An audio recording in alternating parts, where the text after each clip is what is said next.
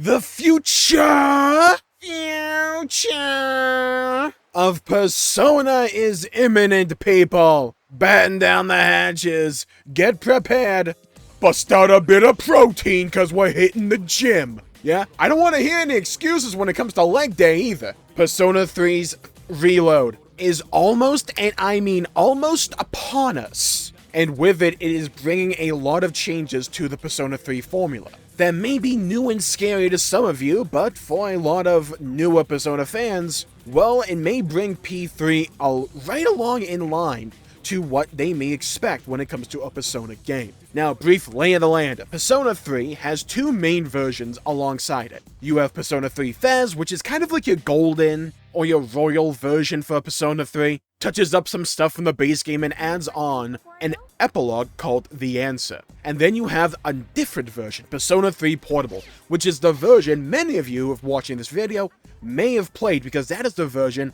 widely available right now. It was the version released, well, for portable devices like the PSP. It forgoes a lot of the cinematography and cool cutscenes of P3 in lieu of a visual novel style for P3. But because of that, it is able to also bring in line with a new protagonist, Femc. Alongside her comes with some changes to the social links, especially unlocking new social links for the male party members of Cs. For quite a while, the fanbase was in an uproar, a civil war, if you will, between which was better, Fez or Portable. My opinion, Portable for gameplay, Fez for the story. But ever since, Persona's kind of taken a different direction. It never really came out with another Portable style game. It came out, well, besides the Q games, we don't talk about those. We should, but we don't talk about them. At least enough. Persona 4 really only had one definitive edition called Golden. Persona 5, likewise, with Royal. And with each step of the way, Persona changed and morphed and augmented itself for the new direction the series was going. Each step of the way, it further intertwined the social simulator aspects of the game that we all know and love, alongside the dungeon crawling element, and this all culminated in Persona 5 and Persona 5 Royal, where the social links, now called confidants, unlocked additional abilities that you could utilize, whether it's in the world, like unlocking new medicines, or new wares at a vendor, or within the dungeons or palaces for P5, where your party members would unlock new abilities, or other social links or confidants would grant you new bonuses, like Mishima giving you XP share across the board the further you leveled them up. It produced an inherent and unique and fun, in my opinion, synergy between the social simulator aspects and the gameplay of the dungeons. It weaved those two aspects together so they no longer felt like two distinct blocks of the game. Persona 3 Reload is seemingly doubling down on this idea, where before, you upgraded your social links and really all that would give you, besides cool character stories somewhat, it would give you an XP boost if you fused together a persona of that arcana. That was a mechanic that stayed into P5 Royal as well, but that was really the only reward besides the story that you would receive. And maybe some Valentine's Day stuff if you want to get a little bit nitpicky, or rewards in the final days where you like go say goodbye to all your social links. But really, for most of the game, all you would get would be that XP boost, which is like cool, but I definitely prefer the direction they've taken with P5 Royal, and that is allowing these characters to give you beneficial stats that you may want to prioritize or not. Most of them, except for Oya,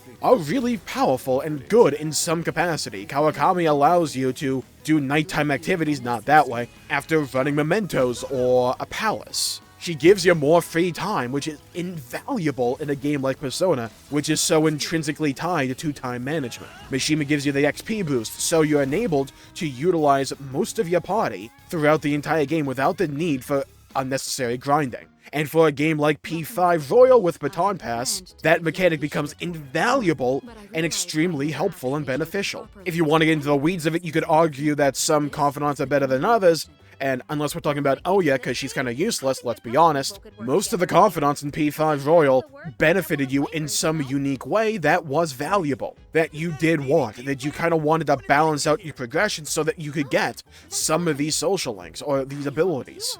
P3 Reload is seemingly bringing that back, at least, for the main party members, where You can upgrade your ranks with, say, Junpei, and he unlocks new combat capabilities. You had that to some degree with P4, but they're really doubling down on this idea. And leaks aside, I think it's abundantly apparent that the idea of Persona 3 Reload is that it is a focal point in Persona's development. It is taking all the ideas that have come before and culminating them all into this one singular game to really test the waters and say, okay, what works? What do we really want to double down on going into Persona 6?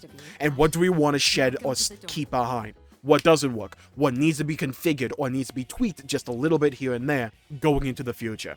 Because Persona 5 Royal and Persona 5 overall brought about a load of systemic overhaul changes to the Persona formula. Some are beloved, and some are a bit polarizing. But I do think it's smart to have a game like Persona 3 Reload where you're able to test the waters, where, I'll be honest, every decision and change they've made with Persona 3 Reload so far, I've been in favor of. I haven't seen one that I'm like, oh, not for me. I really haven't seen that. Persona 3 Reload to me just looks like a better version of P3 in a lot of the right ways. Social links look more interesting, and I love the fact that they're also taking to heart that this intrinsic idea that a lot of people care about the main cast of characters, and they want thorough, consistent progression and development with those characters throughout the entirety of the game. See, the thing with P3, at least I played Persona 3 Portable, and I'm making my way through that game. I'm kind of in the late game now at this point. Up until like summer, you didn't have all that much in the way of big character moments for your main cast of characters. Because you didn't have access to any of the social links, so you didn't get any of that development. And it felt like the story didn't really kick into maximum overdrive until you got into summer where Aigis joins the party. But with Reload, well, they're adding new scenarios, new events. And it seems like an overhaul of the social link system, or at least of certain social links. That's a great boon, in my opinion, to a game sorely needing more of those scenes earlier on in the game. Just moments of levity where we can take some time to develop and flesh out the relationships, dynamics, and characters of the characters of Cs. Persona moved more and more in that direction of consistency throughout the entire game with each experience, with each game that came out. For instance, they made a drastic change when it came to P4 when it comes to the main party members. For the investigation team, well, you would beat their dungeon, and then while you're doing the next dungeon, you could progress their social link. So you had access to characters like Chie and Yosuke, who are two main pillars of the main party, very early on, who you could develop their social links with and further their development with the main character, and just overall as characters. It made you care more about them, at least for me. And the same rang true for Persona 5 and Persona 5 Royal. If you want to know or at least understand the power of a social link or a confidant system, well, look at the character of Akechi for P5. I thought he was a pretty okay character throughout base P5. I liked him. He didn't knock my socks off or anything like that, but I really did enjoy his character. But his confidants in Persona 5 Royal, though, oh my god. Even ignoring the third semester, which is, in my opinion, the peak of Persona, his confidant is one of the best, and it made me really care about his character throughout the entirety of the journey of P5. A good social link or a good confidant story throughout the entirety of the game can really make or break a character in a lot of ways. It doesn't have to, there's not like a hard and fast rule. For instance, one of my favorite characters in P5 is Makoto. However, she also has, arguably, my least favorite social link or confidant in P5. Again, except for Oya. So it's not a hard and fast rule, but general rule of thumb, if you have a great social link or confidant, chances are, people are gonna like you.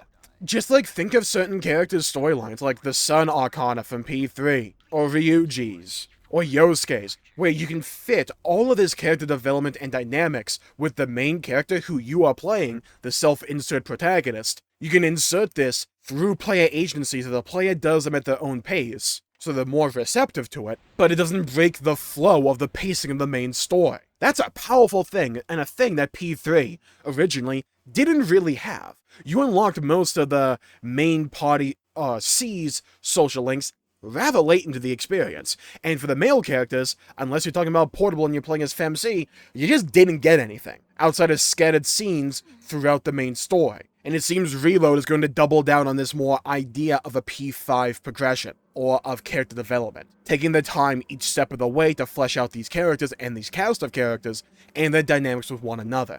adding on to the experiences, adding on to even more scenarios and events where these characters can just have a chance to interact with one another. Completely changing how you tackle the night. Now, in P3 Portable, for me at least, how did I do the night? I had 2 social links, which I kind of banged out whenever I could, and then every other night, I saved my money from Tartarus so that I could just spam the arcade, because that was the most efficient way to level up my stats. And I pretty much only did that. And now in the late game, where I've already finished those 2 social links, and I've gotten all my stats maxed, I don't really have anything to do at night, so I'm just kind of going to sleep each night so I can be well rested. It's a bit bleh, but it seems with Reload, they're adding more scenarios and events you can partake with the main cast of characters, like watching movies, tending to the garden, and whatever, that not only further your story with that character, but also, give you those social stats. So yeah, you're multitasking here, and it's injecting character and story wherever and whenever it can, which is when I feel Persona's at its best, where it's able to maximize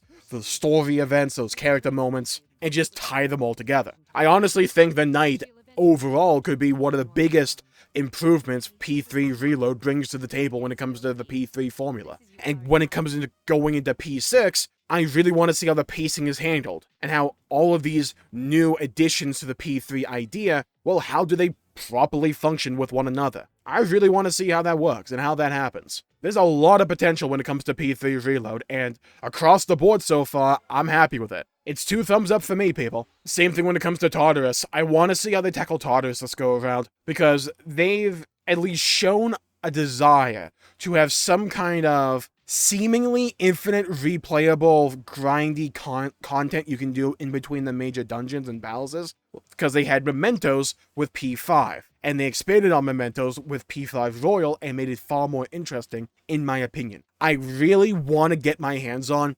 Tartarus in P3 Reload, and to just feel those changes that they've made to it. Because that's another aspect that could be pivotal to understanding where they may go in the future for P6. Because I really like what they did with Mementos in P5 Royal, giving you those abilities that you can level up and augment Mementos to suit your needs and your desires and your wants, kind of giving it this sense of roguelike-ish elements, where each time you delve into Mementos, something's going to be a little bit different, however you still have this, like, overarching sense of progression when it comes to this system. That has so much potential, and I want to see what they do with Tartarus.